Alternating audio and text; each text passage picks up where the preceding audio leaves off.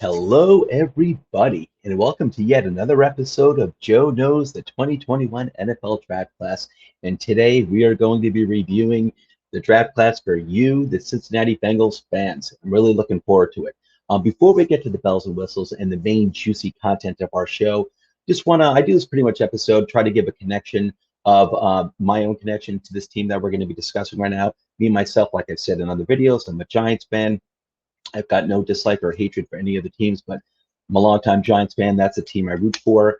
I'm not a fan of any other team. There's a few other teams, like three other teams that I kind of follow as a backup team. When my team's not doing well, which for a while now has unfortunately been the case. But I do have a connection to the Bengals. I love NFL history. Been a fan since the early 1980s of football in general, especially my team, the Giants. Growing up in the 1980s, I was a big fan of Boomer Esiason. First of all, that's a great football name, Boomer Esiason. Second of all, I really liked him in the 80s, in the early 90s, liked his career. I followed him, liked him a lot. But not just that, he's a class act. And I'm sure you hear him. Of course, he covers some NFL games. I don't remember how often. It might be on NBC, I'm not sure. But he's really good at what he does. He does a great job as an analyst. And he's actually one of my favorite personalities to listen to here I live in northern New Jersey, right outside of New York City, and he's a big time radio personality over here. He does a great job. He's probably my favorite person to listen to on the radio if I'm listening to sports content. He's really fair, great personality. Absolutely love him. His daughter is actually married to a New York Islander. I'm a fan of the New York Islanders, so I love that too. He grew up on Long Island. That's where he lives now, and he's a great guy from this area. But just always a class act. I'm a huge fan of Boomer Esiason. I always, correlate him with the Cincinnati Bengals, and I rooted for you guys in that second Super Bowl against the 49ers. No hate for the 49ers or anything, but when the Bengals were playing that second Super Bowl against the 49ers, the Bengals had never won. I was rooting for them, and hey, listen, it was a tough loss, but you also lost to an historically great team. There was no shame in that loss. You lost to just a phenomenal team in the 80s, the 49ers. But anyway, so I appreciate you guys, and I also recognize you guys are in the toughest division in football. Maybe not the toughest every single year, but pretty darn close to it. You've got two of the best run franchises in your division with the Steelers and the Ravens. And even when if those teams take a step back one year, they come back with a vengeance the next year, and then they're good for like the next 3, 4, 5 years. That's not easy to match up. But you guys are in the process of a rebuild right now that I'm really impressed with. I love Joe Burrow. I love that guy as the face of your franchise going forward. And I love that when people were kind of pressing him last year to say that he didn't want to be drafted by the Bengals, that he said no to that nonsense. He says, I'm an Ohio guy. I want to go to Cincinnati. I want to lead this franchise and that great fan base to victories and to a Super Bowl championship. And I love that. I really respect it. I think he's such a great young guy. And I think that's the type of leader that any fan would want for their team. Not only is he just a leader in terms of virtue, but he's also obviously a heck of a talent.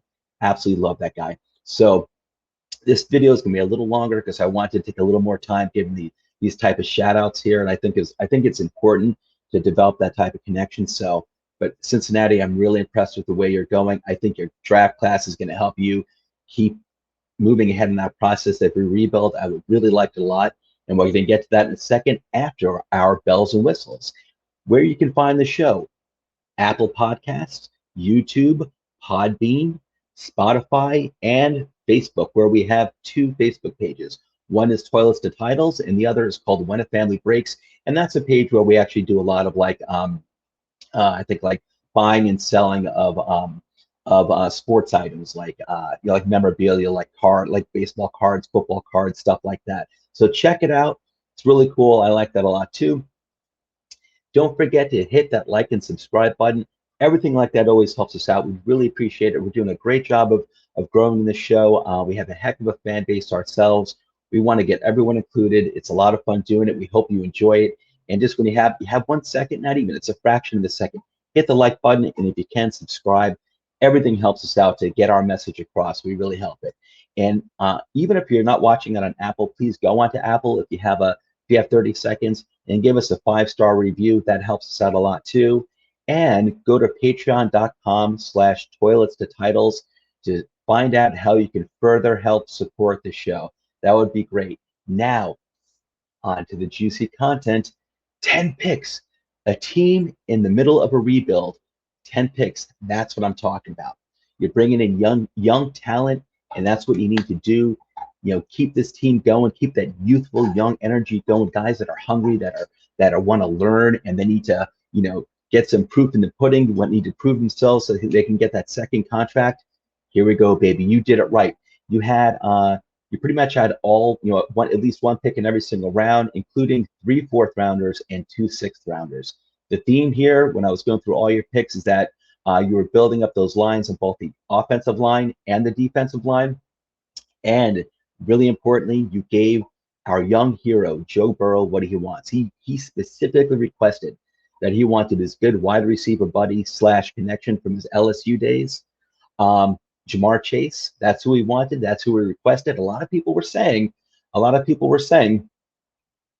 to go with an offensive tackle, but they took JaMarr Chase, and I thought that was the right move. Yes, you could have went with someone like Penei Sewell, and it would have made sense, all the sense in the world. But you know what? You got a top flight wide receiver talent, inarguable, and you know what? And you can get offensive line later. I'm not saying that's easy. Penei Sewell is probably projected to be a generational talent. That may be so. I'm not knocking it. It's probably true. But you know what? I think you got your own generation, not generational talent, but your own clear-cut #1 wide receiver, probably first day he steps on the field. And I think he'll be #1 this year. And if not this year, the next year, then 2022, he's going to be an elite #1. And I think paired up with Joe Burrow, what a combination to look forward to the next 12 to 15 years. It's going to be incredible. You did right by your QB. You did right by your franchise. I love this pick. I would have done this over Penei Sewell as well. Nothing against Sewell, but I would have done this too. This is the right pick. JaMarr Chase was so good. You had a lot of top flight talent from 2019 that sat out in 2020 that took the COVID exemption. I don't blame them. It's totally fine. Do whatever you want to do. Unfortunately, there was no 2020 tape on these guys. I think JaMarr Chase actually did the right thing because, Burrow was not in the league last year. He was in the NFL. He wasn't, in college, that is.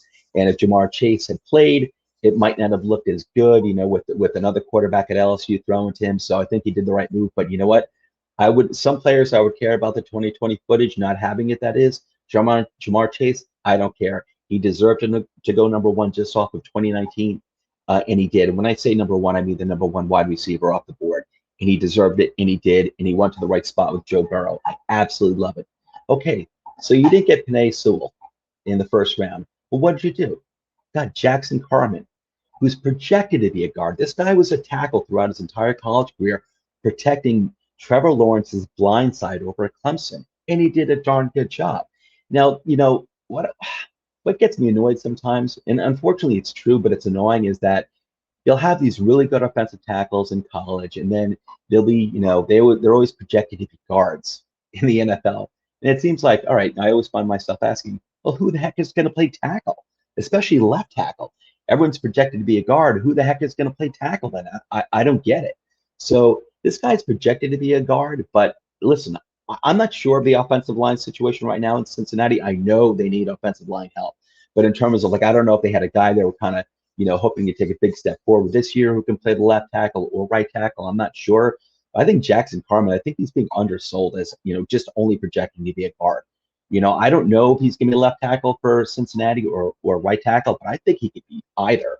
And he might succeed at one or the other. And you will have, I think either way, you're either going to have a good tackle for the next 12 years, or you're going to have a good guard for the next 12 years. Either way, I think this guy's going to succeed. And I think I have no doubt you helped your offensive line. He's going to need probably a little time to develop, like most offensive linemen when they first come out of the draft. But you should be happy with this pick. This is a good pick.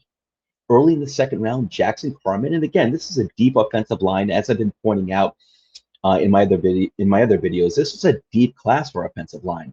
And Jackson Carman was a good pick early in the second round with a 14th pick overall in that round.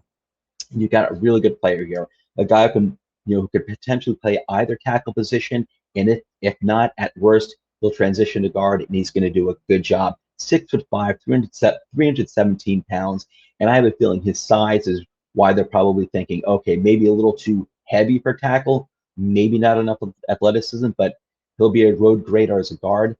Don't count this guy out yet as a tackle. But either way, like I said, I'm going on a little too much about him, but I like him a lot. I really do. I'm going on because I like him a lot. But this guy is going to make it as a starter, quality starter on the OL, on the offensive line for a long time. Bank it. You can take that one to the bank, baby. Okay, moving on. Who do we got over here? Joseph Assad, third round, fifth pick in the third round. Joseph Assad was an edge who was shooting up the boards over the past few, well, I should say that the few months leading up to the draft. I love this guy. This was definitely a guy, along with Jackson Carman, who, if my team, if the Giants had drafted him, I wouldn't have blinked an eye. I would have had no problem whatsoever. He is an interesting case. And he lasted to the third round. I thought he'd go a little earlier than that, but this class too, besides being deep in offensive line and wide receiver, it actually had a good deep. It was a good deep class for edge and defensive end. It wasn't top heavy, but once you got to the back end of the first round, these guys were kind of coming off the board a lot pretty quickly, and you had a lot of good equal value. Where a lot of these guys, like I said, you could have taken a side, heck, early in the second round, I'd say even late first round, and I wouldn't have blinked an eye. I think he's a really good talent. 6'4", 256 pounds. And he came to prominence last year as a jack linebacker, used to disguise which is the jack linebacker is kind of like when you have guys maybe a little too small to play like a traditional defensive end position, maybe not quite fast enough to play as an edge rusher. And so what they'll do is they kind of like use him but he's got pass rushing abilities, and they'll use him as a linebacker to disguise where the pass rush is going to come from when you're loading up on your pass rush in the obvious pass rushing situations. This guy is very athletic, and I think you have a lot to look forward to with him. And I just want to note another note. It's not like I'm making all the stuff up myself in terms of the verbiage. Some of it I'm just getting from NFL.com. I think they do a really nice, concise job of describing these players, and I do a lot of reading up on my own leading up to the draft for months and months leading up to the draft. But when I'm creating these videos, I'm looking for just like that quick information that I'm aware of, the verbiage that I'm looking for, and I'll pretty much cut and paste and I'll drop it in here. So I got this info from NFL.com. I want to give a shout out. I think it's the only proper thing to do. But again, I was familiar with this guy. I liked him a lot. If he had gone to the Giants, I would have liked him too. So I think you have a lot to look forward to, this guy with Joseph Osai. I love that name too. Moving on to your first fourth round pick, Cameron Sample. This is another edge from Tulane. You took him with the sixth pick overall in the fourth round. It was your first fourth round pick. This is a guy, especially the last month of the draft, who was steadily moving up the charts. People are looking for that value in the mid round, someone who can develop into possibly something special, or at least a guy that you can roll out maybe every 3 downs who you don't have to worry about, or maybe who you could throw in there on obvious pass rushing situations. And Cameron Sample is one of those guys. He's projected to be able to play from the outside and the inside. And the way I understand him and the way I've seen, I watched a little videotape on him. I'm not going to make it sound like I watched reams and reams of YouTube videos. I watched a little bit, but I mostly read up on the guy. It sounds like this is a guy you're going to deploy in NASCAR packages. At least that's where we refer to it as a Giants fans. That is when you have like 4 or 5 pass rushers who can legitimately get to the quarterback. You want to load up on third down, say like 3rd and 8, and you want to sack the crap out of the quarterback. You want to get all your good pass rushers out there. Cameron Sample could be that guy, and he could wind up being better than that too. Don't get me wrong. But I think at worst, this is a guy you could roll out there on 3rd and long and to send after the quarterback with like 3 or 4 other guys, and they're going to get heat on that quarterback. And we all love getting heat on the opposing quarterback. So I thought this was good value in the 4th round. I liked it a lot. I think it's sneaky good. And this is a guy, like I said, he was moving up. He was moving up the draft charts at least the last month before the draft took place, and that's kind of like what you want to see. And I like that a lot. Your second 4th round pick, Tyler Sheldon, defensive tackle, LSU. First of all, I love LSU talent. Tyler Sheldon is a beast of a man. He is huge, and he's almost immovable. He's going to be a guy who's clogging the middle. He's going to help shut down the run game. He's also a bit of a penetrator too. So that is an extra bonus there. But at the very worst, this is a guy you can roll out there to help clog up the middle. And I thought fourth round was a perfect spot for him. Wasn't too high, wasn't too low. I thought it was perfect. I thought it was perfect spot for him. Great value there in the fourth round, and I think he did really well. The defensive tackle position, no one sees as sexy, but it's necessary, and you got to clog up the run, and that's what he's going to do. So you got yourself a good player here, a good project in the fourth round. Moving on to your last pick in the fourth round, that is Deontay Smith, offensive tackle, East Carolina, 6'5", 305 pounds, 85-inch wingspan. Mine's probably like 34-inch wingspan. This man's is 85 inches. That is tremendous. Big ass wingspan. So you have here in your fourth round. I don't know if this guy is going to wind up being a starter, but he could wind up being a starter. And you have and again, it's another offensive tackle. He could wind up being guard. That could be it. But he's got the wingspan to play offensive tackle. And so if you got this guy in the fourth round, now he's either going to be a starter, or I think he could wind up being a really good backup. So when you can move around the line, maybe swing tackle, maybe guard. If he's not a starting guard or a starting tackle, he could wind up just being a good depth player. But he got something to work with here. The fourth round, you got some intangibles. You got size and you got wingspan. And especially the offensive tackle position, wingspan means a lot. I'm not saying it's everything. It doesn't guarantee you're going to be a starting or quality tackle, but it's an important trait that all coaches, all front offices look for. And I think this gives you something interesting to work with in the fourth round. That is good value in terms of those traits. So good job, Bengals. I liked it a lot. You're really making your picks count. I really like what you did here. Next pick, fifth round, Evan McPherson, kicker out of Florida. I am a big fan of kickers. I'm not just saying that because this guy's a kicker. You know what's important to me? When the game is on the line, when you've got when you've got a chance to win to kick a game-winning field goal with 4 seconds left, I want to know I have a kicker who can nail it. This guy apparently doesn't have the longest leg. Excuse me, the longest. He apparently doesn't have the strongest leg, but he's apparently very accurate with a 94.5% success ratio from within 40 yards during his career in college.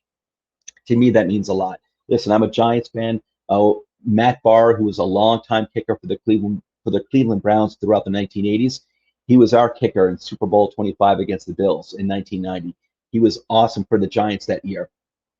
Everything 40 yards and under 40 yards, the man was golden. You didn't have to worry about anything whatsoever. If it was 40 yards or below, it went through. You didn't have to worry about anything whatsoever. And that is important to me. So you got yourself an accurate kicker. I think it counts when the game's on the line and Joe Burrow and JaMarr Chase are leading your offense down to within a 40-yard field goal for the game win. I think you can count on this guy, and I like it. Some people are like, oh, don't take a kicker until like the 6th or 7th round or an undrafted free agent.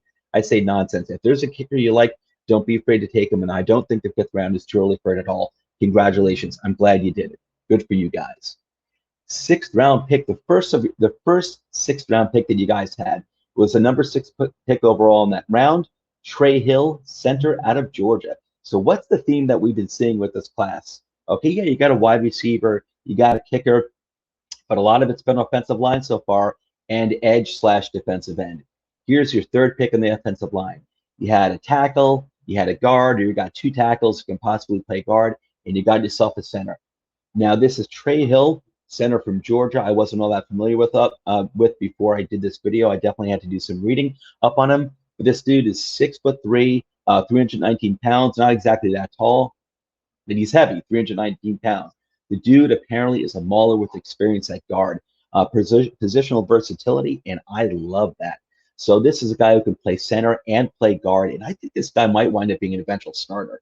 If not at center, then maybe at guard, but everything I've read up on this guy, he's got some really good traits that you like a lot for the inside, for the bangers on the inside of the line. Those elephants that do all the banging and the road grading and the protecting, and they put up with a lot. They put up a lot of crap. There's a lot of violence going on there in the middle of those lines. And I think Trey Hill sounds like a tough dude. He's going to give you positional versatility. If not as a starter, maybe as like a swing guard, if that's really a term, but maybe a guard who you can play both guard positions, and definitely at center. I like this pick a lot. 6th round, you're looking for traits to work with, you're looking for positional versatility, and you got it. Kudos. I like this pick a lot. And moving on to your second round pick. This is a surprise. Chris Evans, actor, Captain America. I never expected you guys to draft an actor, but you did it. I think it's the first ever, but I love it. Okay, joking around. He's actually a running back for Michigan. And this is a guy who I'm not going to build him up to be an eventual starter. I think he could wind up being an eventual backup or like, third down running back. Apparently, he can run and receive. So that gives him the his ceiling is probably like a third down option. But you need that. That's important. You need a guy who can go out there on third downs who can not only just run the ball, but can actually be a legitimate threat as a receiver.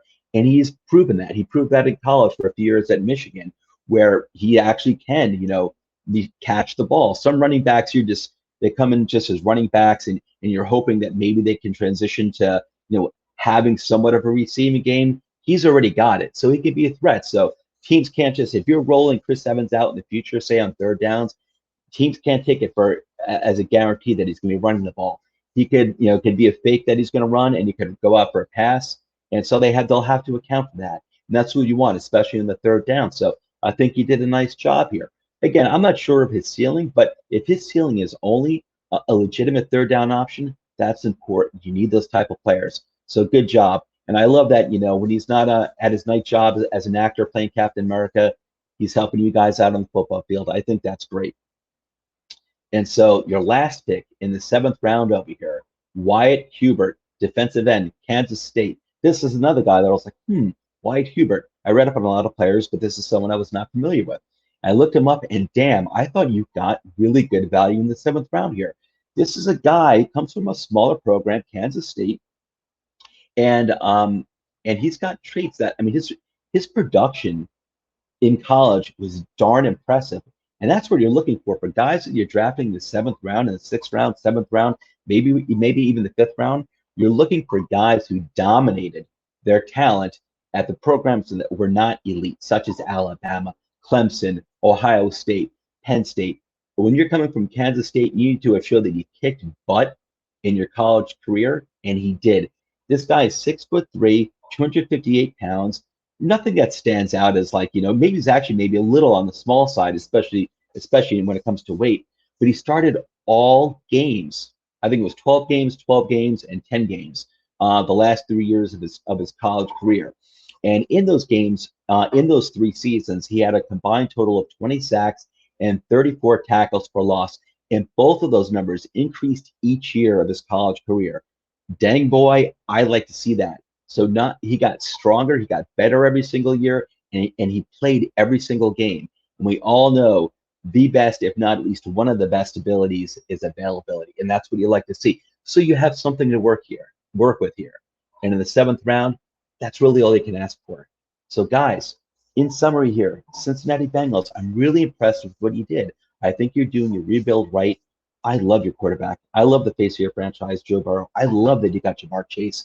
You got who he wanted, and those two together in college proved what they could do together.